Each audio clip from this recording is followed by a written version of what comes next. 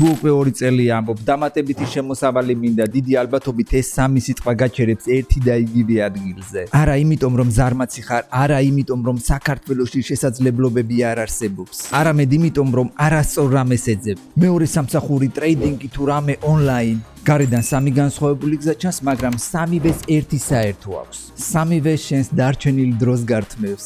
ამიტომ ყოველთვის ბოლოს კალკულატორს ხსნი და იგივე კითხვას ვამ. ეხლა რა ვცადო? დღეს კი ციფრებით გაჩვენებ, რატომ შეიძლება სამივე გზა ჩიხად იქცეს. ახლა კი დავიწყოთ პირველი კარით. მეორე სამსახური ტაქსის ძღოლობა საღამოობით, კურიერობა შაბათ-კვირას ან კიდევ ერთი პატარა პროექტი. მოდი მარტივად დავთვალოთ. ძირითადი სამსახური დღეში დაახლოებით 9 საათს გართმევს. მეორე სამსახურისთვის კი დაახლოებით 3-4 საათი გჭირდება, მაგრამ დღის რომელი საათები დაგჭა? საღამო, როცა უკვე დაღლილი ხარ და თითქმის ენერგიაც აღარ გაქვს. სწორედ ამ ყველაზე ძვირფას თავისუფალ დროს ყიდი დამატებით თანხაში. ახლა კი ვნახოთ ფასი, რომელიც ხელფასში არ ჩანს. ჯანდაცვის მსოფლიო ორგანიზაციამ და შრომის საერთაშორისო ორგანიზაციამ 2021 წელს ერთობლივი კვლევა გამოაქვეყნეს. კვირაში 55 საათზე მეტი მუშაობა ინსულტის რისკს დაახლოებით 35%-ით ზრდის, ხოლო გულის დაავადებების გარდაცვალების რისკი 17%-ით. მხოლოდ 2016 წელს ხანგრძლივი სამუშაო საათებს 745,000 ადამიანის გარდაცვალება უკავშირდება. ძირითადი სამსახური და დამატებითი ცვლა ხშირად სწორედ 55 საათზე მეტ სამუშაო კვირას ნიშნავს. ეს არ ნიშნავს, რომ ყოველი მეორე სამსახური ცუდი არჩევანია. უბრალოდ ამ გზის სრული ფასიც უნდა დაინახო. მეტი ფული სანაცვლოდ ჯანმრთელობისთვის და თავისუფლებისთვის განკუთვნილ დროს თმობ. კარი მეორე.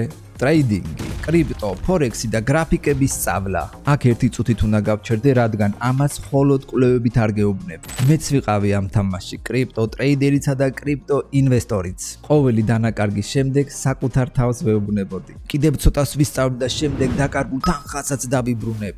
როგორც ხდება ხოლმე. და დაახლოებით 4 წლის წინ მივხვდი თუ რამდენად ღრმად ვიყავი ამ თამაშში შესული. ამბითომ ტრეიდერობამ და ინვესტორებამ დაახლოებით 9 მილიონი ლარი წაიღო. თითო. უფრო სწორად პოზიციებიდან ვეღარ გამოვდივარ და ველოდები ბიტკოინის 2028 წლის ჰალვინგს იქნებ რამე მოხდეს უკეთესობისკენ. YouTube-ზე ნაშოვნი ფულის ნაწილი წაიღო კრიპტოვალუტებმა. ვაიმე.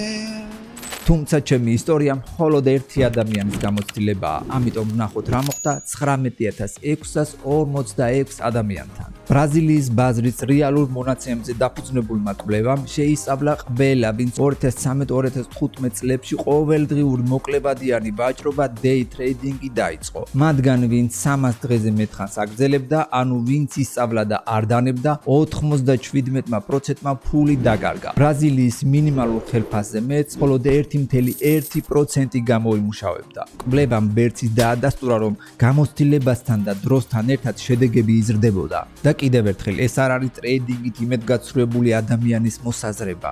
ეს რეალური ადამიანების რეალური შედეგებია. ის ნაცნობი, რომელმაც კრიპტოთი მანქანა იყიდა, შეიძლება მართლა არსებობდეს. მაგრამ ერთი გამარჯვებულის ისტორია საერთო ალბათობას ვერ ცვლის. შენს მომავალს მხოლოდ გამონაკლისის ისტორიაზე ვერ ააწყობ. კარი მესამე, რაიმე ონლაინ, ფრილანსი, სხვადასხვა პლატფორმა, ან იდეა, დიზაინს ვისწავლე და შეკვეთებს ავიღებ. ეს გზა კი ხშირად პირველ ორზე უფრო გონიბრულია. რეალურ უნარებს იძენ და საკუთარ მომსახურებას ყიდი. მაგრამ თუ მხოლოდ საათობრივად მუშაობ, ისევ დროს ცვლი ფულში. თან გლობალურ ბაზარზე ეჯიბრები ადამიანებს, რომლებიც იგივე საქმეს გაცილებით იაფად აკეთებენ. ამიტომ შემოსავლის ჭერი აქაც ჩნდება. ახლა კი სამივე კარს ერთად შეხედე. სამი განსხვავებული გზა, მაგრამ საერთო პრინციპი. სამივეში შენ საკუთარ დროს ყიდი და პრობლემა სწორედ აქ იწყება. ახლა კი ციფრები გვერდზე გადავდოთ და ის ღამე გავიხსენოთ. შენ ზუსტად იცი რომელ ღამეზეც საუბრობ. ხელფასი 5 რიცხვში ჩაირიცხა, 25 რიცხვში კი უკვე მომდევნო ხელფასამდე დარჩენილ დროს ითვლი. ღამის 11 საათზე სამზარეულოში მარტო მჯდომი ისევ ხსნი კალკულატორს. ხელფას კიდევ 800 ლარი რომ დაემატოს ან 600 მაინც. შემდეგ კი ტელეფონის ჩანაწერებში ბრუნდები. ტაქსი გადახაზული, რადგან ბენზინი და მანქანის ჩვეთა დათვალე. ინგლისურის კერძო გაკვეთილები გადახაზული, რადგან საღამოს ენერგია აღარ გრჩება. კრიპტო გადახაზულია, რადგან ის 400 ლარი გაქრა და ამის შესახებ ოჯახისთვისაც კი არ კითხავს. ამ ყველაფერში კი ყველაზე მძიმე მხოლოდ ფულის სიმცირე არ არის. უფრო რთულია განცდა, რომელსაც ხმამაღლა არასოდეს ამბობ. შენ ხომ ყველაფერს სწორად აკეთებ, მუშაობ, ფულს უაზროდ არ ხარჯავ, ეძებ, ცდილობ და მაინც ერთ ადგილზე ხარ. ბოლოს კი ჩნდება ფიქრი, რომელიც ღამით მოსვენებას არ გაძლევს. იქნებ პრობლემა ჩემშია, იქნებ სხვებმა რაღაც იციან, რასაც მე ვერ ხვდები. მოდი ეს ფიქრი გავაჩეროთ. პრობლემა შენში არ არის და არც სხვებმა არ იციან რაიმე საიდუმლო. შენ სრულიად ლოგიკურად მოქმედებდი. მეტი ფული გჭირდებოდა და მეტ შემოსავალს ეძებდი. ეს ბუნებრივი დასკვნა. უბრალოდ ამ დასკვნაში ერთი სიტყვა არასწორად შერჩეული და შეიძლება ამ ერთმა შეცდომამ დაგაკარგვინა 2 წელი. აი ის ერთი სიტყვა და მთელი ამ ვიდეოს სათქმელი. მზად ხარ? სამივე კარს ერთი საერთო ჰქონდა, ყველგან საკუთარ საათებს ხიდ. მეორე სამსახურში დაღლილ საათებს, ტრეიდინგში გრაფიკებთან გატარებულ საათებს და ნერვებს, ფრილანსში ბაზარზე გატანილ საათებს, მაგრამ შენს დროს საზღვარი აქვს. დღეღამეში მხოლოდ 24 საათია. შენ ცდილობდი მეტი საათი გაგეყიდა, მაშინ როცა თავისუფალი დრო თითქმის აღარ დაგრჩა. და აი რატომ ვერ იპოვე გამოსავალი 2 წლის განმავლობაში. დარჩენილი საათებისგან სულ უფრო მეტს ითხოვდი. ახლა კი მთავარი განსხვავება, რომელიც უნდა დაიმახსოვრო. აქტიური შემოსავალი არის ფული, რომელიც შენს უშუალოდ მუშაობას უკავშირდება. თუ მუშაობას წვეთ, შემოსავალი მცირდება ან ჩერდება. ავად გახდი იბერი მუშავე, დაიღალე, ისევ გაჩერდი. აქტივი კი არის ის, რასაც ქმნი და აშენებ, რომელსაც მომავალში შეუძლია შემოსავლების მოტანა. მაგალითად, ვიდეო, რომელსაც 2 წლის შემდეგაც უყურებენ, კურსი, რომელიც მაშინაც იყიდება, როდესაც შენ გძინავს, ან ციფრული პროდუქტი, რომელსაც ერთზე მეტ ადამიანს აწვდი. გახსოვს სალხანის ისტორია წინა ვიდეოდან. მან ნადიასთვის ერთი ვიდეო ჩაწერა. მოგვიანებით კი ამ იდეიდან Khan Academy შეიქმნა, რომელსაც დღეს 170 მილიონზე მეტი მომხმარებელი ჰყავს. და აი მთავარი აღმოჩენა. შენ დამატებითი შემოსავალი კი არა, მეტი თავისუფლება გინდოდა. დაფიქრდი, კიდევ ერთი ვალდებულება გინდოდა, კიდევ ერთი ადგილი გინდოდა, სადაც ყოველ დღე უნდა გამოცხადდე. დამატებითი 4 საათი ისევ სხვის საქმეზე? რა თქმა უნდა არა. შენ გინდოდა განთავისუფლებულიყავი იმ შიშისაგან, რომელიც ყოველი თვის 25 რიცხვში იწყება. მხოლოდ საათებზე მიმბული შემოსავალი ამ შიშს ბოლომდე ვერ მოგიხსნის, რადგან მის შესანარჩუნებლად მუდმივად უნდა იმუშაო.